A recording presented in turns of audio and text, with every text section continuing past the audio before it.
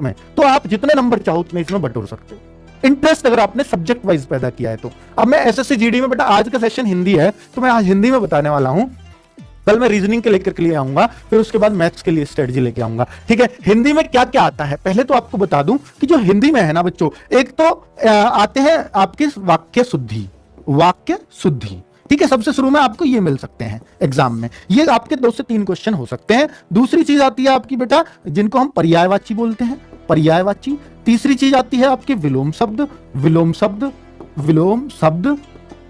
चौथी चीज आती है आपका मुहावरा, मुहावरे या लोकोक्ति, मुहावरे। और पांचवी चीज आती है अनेक शब्दों के लिए एक शब्द, अनेक शब्दों के लिए एक शब्द। तो ये पांचवी चीज है, एक शब्द। ठीक है, और बेटा एकाध कभी कभार वर्तनी आ जाती है, वो पक्का नहीं आए पर वर्तनी भी कभी कभार एकाध क्वेश्चन पूछ लिया जाता है। फिर बेटा रिक्त स्थान हो सकते हैं, रिक्त स्थान। ठीक है, रिक्त स्थान या प्रतिस्थापन भी हो जाता है, यानी इसकी जगह क्या सही आएगा, इसको प्रतिस्थापित कीजिए, प्रतिस्थापन आता है। यानी ये आपने बोला, उन्होंने लिख दिया वह मेरे मामा का लड़की है, वह मेरे मामा का लड़की है। प्रतिस्थापन बता रहा हूं क्या होता है, वह मेरे मामा का लड़की है, क्या ये सही लिख रहा है? और इसका आपको प्रतिस्थापित कीजिए, ऑप्शन में होंगे के, बी ऑप्शन को, ये प्रतिस्थापन है। यानी इसका आपको किससे प्रतिस्थापित करेंगे, की, इस तरीके से। तो हम कहेंगे वह मेरे मामा की लड़की है, तो यहां प्रतिस्थापन का हो जाएगा की। इस तरह की हिंदी, मतलब इसको हम प्रतिस्थापन कहते हैं। मैंने बहुत छोटा आम बोलचाल का आपको उदाहरण दिया, और ऐसा उदाहरण भी आ जाता है बहुत ही सिंपल लैंग्वेज में। ठीक है, तो ये 8वां और 9वां आता है बेटा गद्यांश खाली स्थान का। आजकल तो खाली स्थान का ही आ रहा है, वो नहीं आ रहा जो क्वेश्चन आंसर छांटने का, बीच बीच में ब्लैंक दे दिए जाते हैं। ये सारी चीजें जो हिंदी में आती है, इससे अलग कुछ नहीं आएगा हिंदी में आपको। संधि, समास और दुनिया भर की अगड़म चगड़म, आप ये कहो रस, छंद, अलंकार, कुछ नहीं आता हिंदी में। सिर्फ ये चीजें हैं जो डेली बोलचाल में हम हिंदी में सीखते हैं, बोलते हैं, यूज करते हैं, बस वही।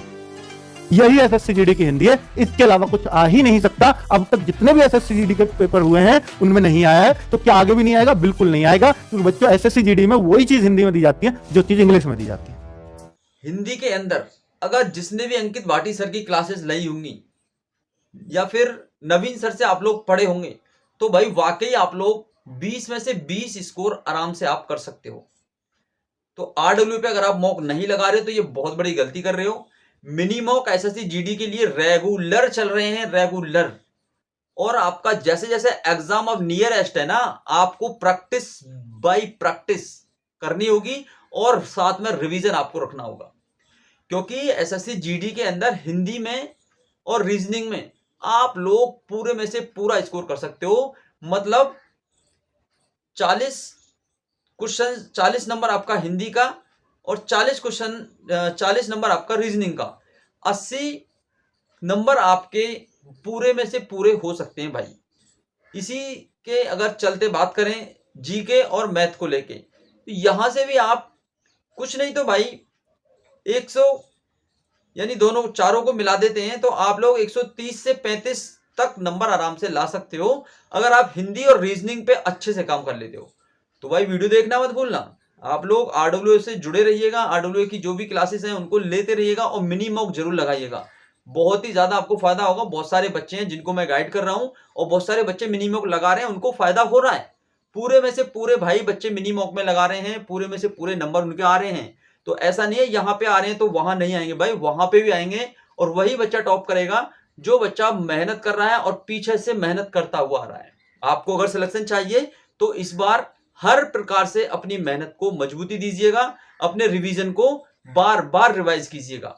ठीक है, जो भी टॉपिक है उनको भाई जहां भी दिक्कत है आपको उनको सॉर्ट आउट करने की कोशिश कीजिएगा। घबराने की जरूरत नहीं है, ये समय बहुत ही कीमती है, इसका पूरी तरीके से उपयोग कीजिएगा। और